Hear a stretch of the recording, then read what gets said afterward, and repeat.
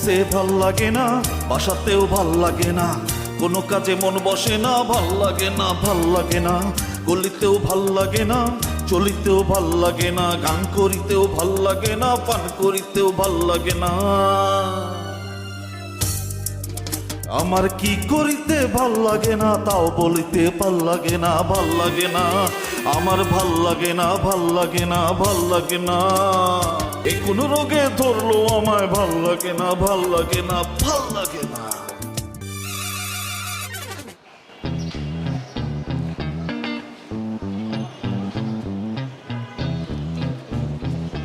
এক, দুই, তিন, চার, পাঁচ, ছয়, সাত, আট, নয়, 10 শেষ। ডাবলু মাত্র 10,000 টাকা দিল। অ্যামাউন্ট বড় ভাই একবারে সিটি স্ক্যান, একবারে এমআরআই করলে তো 7-8 হাজার টাকা চলে যাবো শেষ। এই মিয়া তোমার মাথা কি ডেলি সিটি স্ক্যান করার লাগে? তো ডাক্তাররা যদি ডেলি সিটি স্ক্যান দেয় তাহলে ওটা করতে হইব না? আরে ভাই আপনি তো বুঝতেছেন না মাথার মধ্যে কতটা ডিপ হয়েছে। আমি যে এখনো পাগল হয়ে কামড়া কামড়ে শুরু করি নাই, এটা তো আপনার জন্য সৌভাগ্য। তুমি পাগলা হইছো না তো, আমারে পাগলা বানাই আলতাছো। নানান ঝামেলা লয়ে তাই তুমি কিরকম ব্যাগটা মারো? আচ্ছা আচ্ছা ঠিক আছে, দুজনে একলগে পাগল হলে হইব না। আমি আপাতত এটা দিয়ে চালা নিতেছি, পরে লাগলে আবার দেখি। আমি আর পারতাম না, তোমার লোক আমার লেনদেন শেষ। আচ্ছা ঠিক আছে, সে যদি সুস্থ হয়ে যায় তাহলে তো লেনদেন শেষই। আর যদি স্মৃতিশক্তি ভুলে যায়, আপনি যে সাইদুলকে মারতে পাঠাই দিয়েছিলেন সেটাও যদি ভুলে যায় তাহলে তার কোনো কথাই নাই। আমার বড় ভাই আবার যদি মাথার উপর বাড়ি খায় তাহলে তো স্মৃতি মনে পড়ার সম্ভাবনা থাকে নাকি? হ্যাঁ হ্যাঁ হ্যাঁ, এরকম তো সম্ভাবনা একটা থাকে। ভাই মিয়া তুমি বেহুদা আলাপ করো না স্যার, আমি এদের মধ্যে নাই। আচ্ছা ঠিক আছে, আপনি 8-10 হাজার টাকা রেডি রাখেন। হো আমি তো তেয়ার গাছ লাগাইছি না। আপনি গাছ লাগান, আপনি আর বিল্ডিং লাগাইছেন। তোমরা লোক মেয়ে কথা করা ঠিক আছে, সরো মিয়া মাথার মাথা। এ কি? আচ্ছা আচ্ছা অসুবিধা নাই। ওই লোকটা একটা আঙ্কালচার টাইপের। এই বড় ভাই তুই তো ভালো শিখে বলাইছিস রে। হ্যাঁ আপনার ছোট ভাই না, খালি শিখলে হবো না তো বড় ভাই, তো একটু মাল পানি আমাকে দিতে হবে না? এই বাক্য না, আমি তোর বিষয়টা বুঝতে পারতেছি। আমি ইনকাম টিনকাম যা করতেছি তুই আমার সাথে সাথে থাকতেছিস, কিন্তু কথা হলো কি তুই তো শিক্ষানবিশ। ধর যে শিক্ষার শুরুতেই একটা মানুষ যদি টাকা টাকা টাকা টাকা টাকা টাকা টাকা পাগল হয় তাহলে কিন্তু তার শিক্ষায় মনোনিবেশে এক ধরনের সমস্যা তৈরি হয়, সে পরিপূর্ণভাবে শিক্ষিত হয়ে উঠতে পারে না। তুই লগে আসোস, খা দা ঘুমা দেখ আরো শেখ, তাইলে না ভবিষ্যতে আমার 3 ডাবল শিয়ানা হয়ে গড়ে উঠতে পারবি। তোরে দিয়ে হইব, এটা আমি শিওর হইব তোরে দিয়া। আচ্ছা ভালো কথা। আচ্ছা চল তো ওই শহীদুলের কাছে যাইতে হইব। না না, শহীদুলের কাছে যাবেন কেন? ওই তো আপনার মাথা ফাটাইলো। আরে পাগল বোধস না কেন? ইংরেজিতে একটা কথা আছে, নো রিস্ক নো গেইন। আমি রিস্ক দেব, গেইন করব। মনে কর এই যে একটা গজব নাজির হয়েছে। গজব? গজব না, এটা তোর ওই লটারির মতো। এই সাইনবোর্ড নিয়ে যেখানে যেখানে যাইতেছি একটা লোক খালি হাতে ফিরিয়ে দিছে না। 50-এর জায়গায় 5 হলে তো দিছি, 20 চাইলে হাতে পায়ে ধরে 10 হলে তো দিছি, দিছে না? তাহলে মোটামুটি কামার একটা পথ তৈরি হয়েছে। ইংরেজিতে এটা নিয়ে একটা কথা আছে যে সময় এবং সুযোগ তুমি কখনোই অবহেলা করবা না। তোমাকে সময় সুযোগ দেওয়া হয়েছে, তুমি লুইটা পুইটা ঘাপায়া ঝাপায়া সব নিয়ে নাও। ওইসে বড় ভাই, ইংরেজিতে আরেকটা কথা আছে। কি? ইংরেজি তো মনে নাই, বাংলায় মনে আছে। লোভে পাপ, পাপে মৃত্যু। হ্যাট! বেশি বলছে। কে? চল ওখানে যাই, রিক্সা ডাকলে ভালো হয়। কি রে পা ভালো হয়ে যেতেছে নাকি? ব্যথা তো পাই না। আসতে।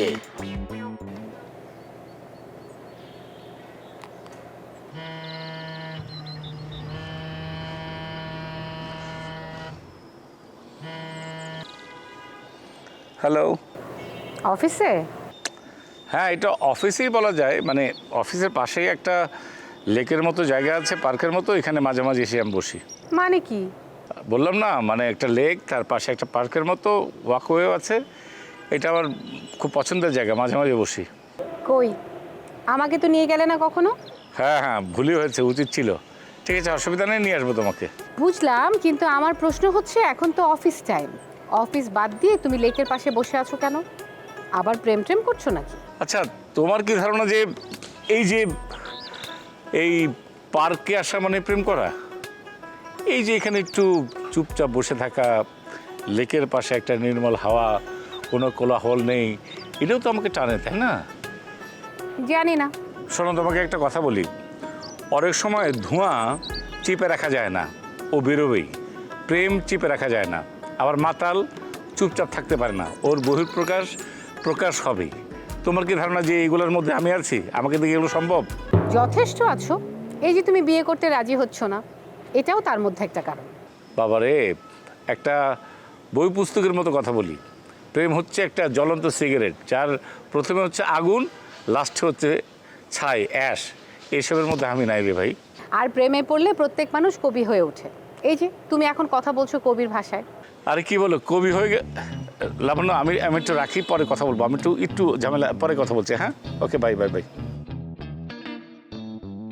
আরে ভাইজান, আপনি এখানে? তুমি এখানে কেন ঘটক সাহেব? ভাইজান, আমি একটা পাত্র আর পাত্রী এই পার্কে দেখা করতে নিয়ে আসছি। তাই? পার্কে পাত্র পাত্রী দেখা মানে বুঝলাম না ঠিক। ভাইজান, ছেলে অনেকদিন বিদেশ ছিল, দেশে আসছে, বিয়ে করবে। এখন বিয়ের আগে তার শখ হয়েছে প্রেম করার, বিয়ের আগে একটু প্রেম করবে। তাই মেয়ে নিয়ে আসছিলাম পার্কে দেখা করার জন্য। কিন্তু নিয়ে আসার পর ওরা যে কোথায় হারিয়ে গেল আমি আর এখন খুঁজে পাচ্ছি না। আমার মনে হয় তারা দুজন পছন্দ হয়েছে, তারা প্রেম করছে। কোথাও অসুবিধা কোথায়? হতে পারে। তা ভাইজান, আপনি এখানে বসে আছেন কেন? না ভাই, আমি কিন্তু কোনো পাত্রী দেখতে আসিনি। আমার এমনি ভালো লাগছিল না, অফিস থেকে এখানে এসে বসে আছি। আপনার তো আবার কোনো কিছুই ভাল লাগে না। কিন্তু ভাইজান, এইবার একটা মেয়ের সম্বন্ধ আছে। মেয়ে দেখতে যেমন সুন্দর, উচ্চ বংশীয়, অর্থবিত্তেও কোনো কমতি নাই। আমি গ্যারান্টি দিয়ে বলতে পারি আপনার এই মেয়ে ভাল লাগবেই। ভাইজান, ভাই আপনার একটু দেখাই। না না ভাই ভাই ভাই ভাই, এই হাতে ধরে বলছি, আমি ভাই এখানে লেক পাড়ে একটু নিরিবিলি বাতাস খাচ্ছি, কোলাহল মুক্ত। এই ডিস্টার্বটা কেন করছেন ভাই? কোনো দরকার নেই। থ্যাংক ইউ সো মাচ ভাইয়া, থ্যাংক ইউ। ভাইজান, আমি তো কোনো ডিস্টার্ব করতেছি না, আপনার শান্তির ব্যবস্থা করতে চাইতেছি। ধরেন আপনি বিয়ে করলেন, সেই বউকে নিয়ে এই পার্কে হেঁটে চলে আসলেন, এখানে আসা নতুন বউকে নিয়ে বসলেন, তার কাঁধে মাথা রাখলেন, এটা কি শান্তি না? আমার এই শান্তির দরকার নেই। আমি যেরকম আছি ভাই, ভালো আছি, এসব তো আমার ভালো লাগে না। বললাম না যে এটা নিরিবিলিতে আছে, অসুবিধা কই ভাই? ভাইজান, আপনি শুধু দৃশ্যটা একবার কল্পনা করেন। আপনি বিয়ে করেছেন, আচ্ছা, ভাবিকে নিয়ে এসে এই পার্কে এই মনোরম পরিবেশে এখানেই এসে বসেছেন, সিনেমার জগতের মতো হয়ে যাবে। আপনি নতুন বউয়ের কাঁধে মাথা রাখলেন, লা লা লা লা লা লা লা লা লা লা লা লা। ফাজিল কোথায়? বাপ যাবেন থেকে লালা করছে। ফাজিল বদমাস গলে আসছে। কত বড় ফাজিল রে ফাজিল, লালা লালা।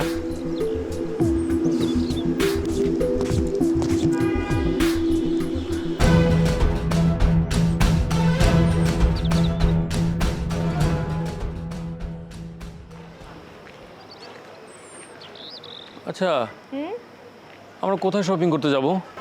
কেন? যে মার্কেটে বেশি মোবাইল পাওয়া যায় সেই মার্কেটটায় যাব। আচ্ছা ঠিক আছে, কিন্তু কোনো রিক্সাও তো দেখছি না।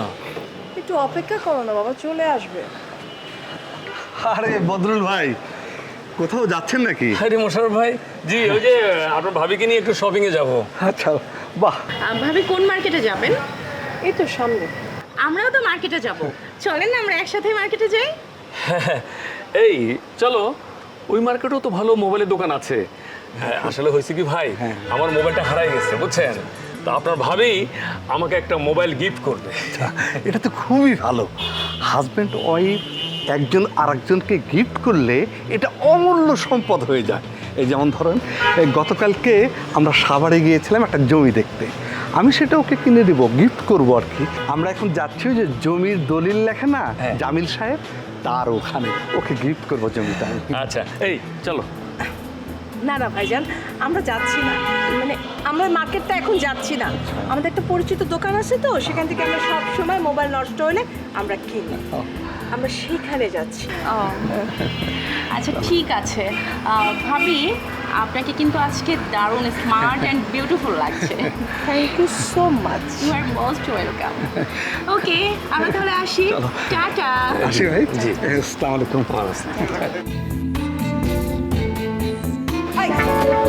খুব শখ জাগছে তোর না?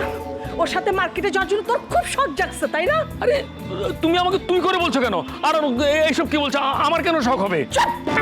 আমি কিছু বুঝি না না, তুমি একের ওইটাকে দেখে একদম গদগদ হয়ে গেল। 1 মিনিটের জন্য তুই চোখ সরাস না এই মেয়েটা থেকে। আমি নিজে দেখেছি, আমি নিজে খেয়াল করেছি। এসব উল্টাপাল্টা কথা বলতেছো তুমি? আমি মার্কেটে যাবো না। মানে কি? তুই যা, আমি যাবো না। আর একটা কাজ করু, যে যাইতেছে না, দৌড় দিয়ে যে গাড়িটা আছে না, গাড়িতে গিয়া ওই মেয়ের কোলের মধ্যে বসে থাকে। আমি যাবো না। এই, আরে কি পাগলামি করছো? এই বিউটি, যা। বিউটি শুনো, আরে আমার কথাটা শুনো।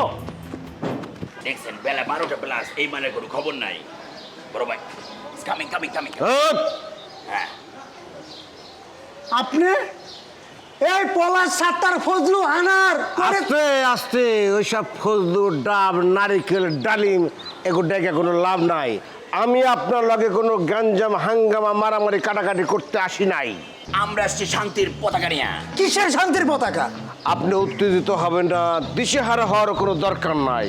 ছোট ভাই একদম ঠিক কথাই বলছে, আমরা আসছি শান্তির বার্তা, শান্তির পতাকা নিয়ে। দেখেন ভাই, সেই দিনের ঘটনায় আমার কোনো দোষ নাই। আপনি আমাকে মারতে আসছিলেন, আমি জাস্ট নিজেকে আত্মরক্ষা করছিলাম, এর বেশি কিছু না। আমি যে আপনার উপর হামলা করতে আসছি এইটার কোনো প্রমাণ আপনার কাছে আছে, আপনি দিতে পারবেন না। কিন্তু আপনি যে আমার মাইরা হাসপাতালে পাঠিয়ে দিচ্ছেন, হাসপাতালের নথি থেকে শুরু করে একদম ডিসপেন্সারি ওষুধের দোকানের ওই স্লিপ থেকে শুরু করে সব জায়গায় নথিভুক্ত করা চল। একদম সব জায়গায় তথ্য আছে, খালি পুলিশের কাছে জিনিসটা নাই। এই পাগল, পুলিশের কাছে নাই, এটা দেখতে কতক্ষণ? এই, আপনারা কি আমাকে ভয় দেখাতে আসছেন? না ছোট ভাই, ভয় কেন দেখাতে আসবো? ভয় দেখানোর কোনো দরকার আছে? এই যে দেখেন, কোনো ভয় টয় দেখাতে আসি নাই। এই যে দেখেন, দুইটা দিন হাসপাতালের বেডে আমি মৃত্যুর সাথে পাঞ্জা লড়লাম, এত ওষুধ খাইলাম, এমআরআই করাইলাম, আমার ঘন্টায় ঘন্টায় রক্ত নানান কিছু সময় কি চলতেছিল পরীক্ষা নিরীক্ষা। কত জায়গা থেকে। আমি কিন্তু একটা সেলিব্রিটি সাংবাদিক। সচিবালয় বলেন, থানা বলেন, হাসপাতালে বলেন, সব জায়গায় গেলে আমি আলাদা একটা প্রায়োরিটি পাই। এত কিছুর পরে আমি পুলিশের খাতায় আপনার নাম লিখি নাই। এখন বুঝে দেখেন আমি কেন লিখি নাই। কেন? হ্যাঁ, লিখি নাই তার কারণ যে পুলিশের কাছে অভিযোগ দায়ের করলে আমি আপনার বিপদে ফেলতে পারতাম। কিন্তু বিপদে ফেলা কি হইব? আপনার পুলিশে ধইরা যদি রিমান্ডে নিয়ে পিটে হাড্ডি মাংস সব আলাদা করে ফেলায়, আমার লাভ কি? আমার তো যা হওয়ার তা হয়েই গেছে নাকি? হ্যাঁ, তাহলে আপনার যে টাকাগুলো খরচ হলো। হাই রে, হাসপাতাল মাত্র 2 দিন 67 করে 1 লক্ষ টাকা খরচ হয়ে গেল। হ্যাঁ শোনেন, এই টাকার দায়িত্ব ভার তো আপনার এখন নিতে হইব। কি বলেন ভাই, আমি কেন দায়িত্ব নেব? পাগল কি কয়? আপনার দায়িত্ব নেবেন না তো কে নেবেন? মাথা আপনি ফাটাইছে, দায়িত্ব কি সে নেবে? না, আর নলে আপনার থানায় কমপ্লেন করবো। থানায় আমার পুলিশ বন্ধু আছে না? না, সব কিছু তো ডিটেল তোর করাই আছে আর কি। হ্যাঁ, এখন মনে কর যে জাস্ট মামলাটা রুজু করার দরকার। এই থানার ওই যে কামরুল ভাই বলি কেন, সে তো আমার লগে পড়াশোনা করছে। বন্ধু, আপনি বন্ধু। আপনার বন্ধু, সে বললো না যে তুই দেখ, যদি এটা সোজাভাবে মিলমিশ হয় তো হোক, আর তা না হলে জাস্ট আমার একটা কল দিবি, আমি ডাইরেক্ট ফোর্স পাঠিয়ে দেবো। বাড়িঘর তো আমাদের চেনাই আছে নাকি? একদম। ভাই দেখেন, আমার কাছে এত টাকা নাই, বিশ্বাস করেন, আমার 2 মাস হয় চাকরি নাই। সেটা ঠিক আছে, আমি তো আর সন্ত্রাসী চান্দা পাঠি না, আমার একটা বিবেক আছে। শোন ডাবলু, ভাই ওই 1 লাখ তো 50 সেদিক থেকে যাক, আর 50 আমার লস যাক। আপনার কাজ করেন, আপনি ওই 1050 টাকা দিয়ে দেন। দেখেন ভাই, আমি এত টাকা দিতে পারবো না। আরে বড় একটা ঝামেলা মানুষ আছেন, আপনি কত দিতে পারবেন এটা কর না। আমি বড় জোর 2000 টাকা দিতে পারবো। ওয়াল্লাহ। দিতেছি, লয়ে যান। 2000 টাকা সারতাছি? আমি কি ভিক্ষুক? ভিক্ষুক আমি? এই মাথার মধ্যে কত করে শিলি লাগছে। 39টা। এই বুঝছি, উনি আসলে আপোষে চাইবো না। না, উনি ভাবতেছে যে টাকার চেয়ে মায়ের খাওয়াটা বোধ হয় আরামে। আমরা থানায় যাই, ফোর্স পাঠাই দিই, এটা নেওয়ার পরে 50 না 4 লক্ষ টাকা বাইরে থেকে চলতে। ভাই শোনা আমার ভাই লক্ষ্মী, একটা কথা আপনি আমারে বলেন, আপনাকে যদি কেউ মারতে আসতো তাহলে আপনি কি তাকে এমনি এমনি ছেড়ে দিতেন? ওই দিন তো জাস্ট আমি আত্মরক্ষা করছিলাম, এর বেশি কিছু না ভাই, একটু বিশ্বাস করার চেষ্টা করেন। আচ্ছা, একটা কাজ করি, আমি আপনাকে 10,000 টাকা দিয়ে দিচ্ছি, আপনি নিয়ে যান। আরে আরে মিয়া বড় বড় একটা এমআরআই করাইতে 10,000 কোটি টাকা লাগে জানেন নাকি? ভাই 2 মাস হয় আমার চাকরি নেই, আমি বাসা ভাড়া দিতে পারতেছি না, কি খামু সামনে আমি নিজেই তো জানি না। আরে বাবারে, সেই বিবেচনা করে তো ডিসকাউন্টটা করলাম আমরা, যে 1 লাখ না 50 দেখ, 50 কি দাও দিতেছে না? এত টাকা আমি দিতে পারবো না। কি করি কত? আচ্ছা ঠিক আছে, আমি সব কিছু বুঝে একটু কাজ করতে হবে, কারণ একটা বিবেক আছে না মানুষের বিবেক তো থাকতে হয়। ওই বাসা ভাড়া দিতে পারতেছি না। আচ্ছা যাক, ওই আমি আপনার একটা বিগ ডিসকাউন্ট দিয়ে দিতেছি, সেটা হলো 20,000 টাকা। আর কোনো কথা বলতে পারবেন না, জান 20,000 টাকা নিয়ে আসো। এটা কোন অ্যামাউন্ট? ঠিক, তাও তো ওটা মনে কর যে জাস্ট একটু পার্টিসিপেট করলো, এটা একটা অনুতাপের একটা সৌজন্য বোধ, বুঝো না? দেখেন আপনি যেটা ভালো মনে করেন।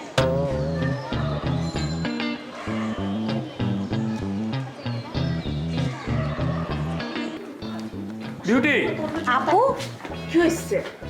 ফিরে আসছো কেন? যাবো না তাই ফিরে আসছি। যাবো না মানে কি? দুলাভাই কি হয়েছে?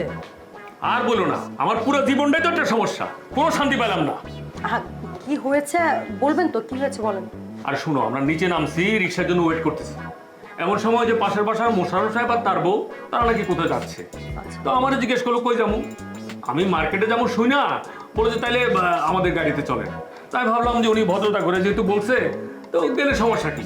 ওমা, এর মধ্যে তোমার বোন বলে বসলো সে নাকি অন্য মার্কেটে যাবে, তাদের সাথে যাবে না। দুলা ভাই, এখানে তো আমি সমস্যার কিছুই দেখছি না। মানে আপু তো অন্য মার্কেটে যেতেই পারে, আপুকে এটা নিয়ে কিছু বলেছে?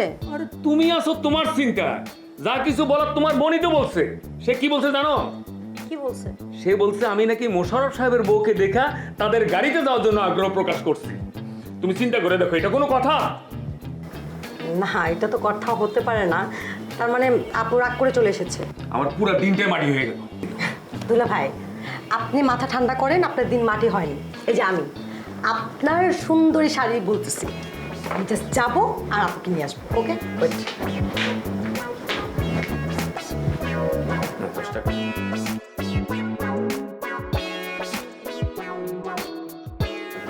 ফুফু, সত্যি কথা কইতে কি, আগের ফোনটা পাইয়া আমার মনটা একেবারে ফুরফুরা হয়েছে।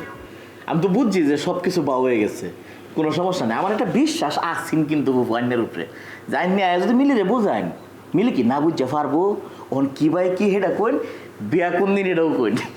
না বাবা, আসলে তুমি যা ভাবছো তা না। তাহলে কি তা ফুফু? মিলি তো কিছুতেই রাজি হইতেছে না। উমাইয়া কে রে? জানোই তো কিসের জন্য রাজি হয় না। উমাইয়া, আমরা যে তাবিজ দিয়েছুন, তাবিজে কাম হইছে না। আরে বাবা, তাবিজে কেমনে কাজ হইব? তাবিজ তোরে পড়াইতেই পারলাম না। ফুফু, এটা আপনি আমার কি কইলেন? আপনি ওহন মিলিয়ে বুঝাইতে পারতেছেন না।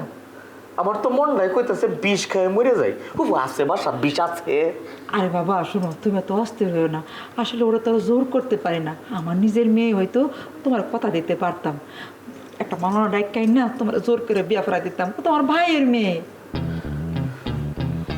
আচ্ছা বাবু, আপনি দেখুন চেষ্টা করে মিলিয়ে রাজি করাইবার পারবেন কিনা। পারবেন যে আপনার আমি বুঝলাম না 5 ভরি স্বর্ণ দিয়াম, 5 ভরি না আপনার 10 ভরি দিন। পারবো না বাবা। ও মায়া, পারতেন না কিয়া? চেষ্টা হলে অবশ্যই পারবেন। একবার না পারিলে দেখো শতবার একটা বেশ হয়ে আছে না। আচ্ছা জানি আপনার 10 ভরি কিচ্ছু লাগতো না। উত্তর আমার একটা ফ্ল্যাট আছে, এই ফ্ল্যাট আপনার আমি সাপ করে লিখে দেবো, মিলিয়ে যে ভাই ধরুন আপনি রাজি করবেন। কি বলছো? ফ্ল্যাট দিবা? হ্যাঁ, একেবারে ফুল ফার্নিশড। আপনার একটা ফার্নিচার কিচ্ছু কিনুন লাগতো না, রেডি করা আছে। আমার টাইম তো আপনি খালি সাইবেডে এত বুঝাই নেবেন, নিয়ে সাইবেডে এরম দিয়ে সব ওকে। ঠিক আছে বাবা, তুমি যখন একটা ফ্ল্যাট দিবা বলছো, আমি আর একটু চেষ্টা করে দেখি। একটু না ফুফু, মিলির ব্যাপারে একটু চেষ্টা করলে হইতো না? আপনার ব্যাখ্যানি চেষ্টা করুন লাগবো, চেষ্টা করে রাজি হবেন। আর যদি কোনো কারণে রাজি না করতে পারেন, আমার আপনি খালি জানাইবেন যে মিলি রাজি হয়েছে না, ইন্দুর মারার ওষুধ খেয়ে ইন্দুরের মধ্যে চিত্তে ঘুরে থাকবো। আরে বাবা, এত ধৈর্য আর হয় না, তোমার ফুফু আছে না। শান্ত বাবা, শান্ত। ঠিক আছে, কি ভাই শুনতে হইতাম। এরপরে ফোন দিয়ে সুখবর দিচ্ছে। আচ্ছা বাবা তুমি যাও, হ্যাঁ সুখবর দিব আমি একদম। আরে পুরানো কত ভালোবাসে, আর আমার একটা ফ্ল্যাট দিব। ওরে আল্লাহ, ফার্নিশড ফ্ল্যাট। যেমনি হোক রাজি করাইতে হবে। ভাল লাগে না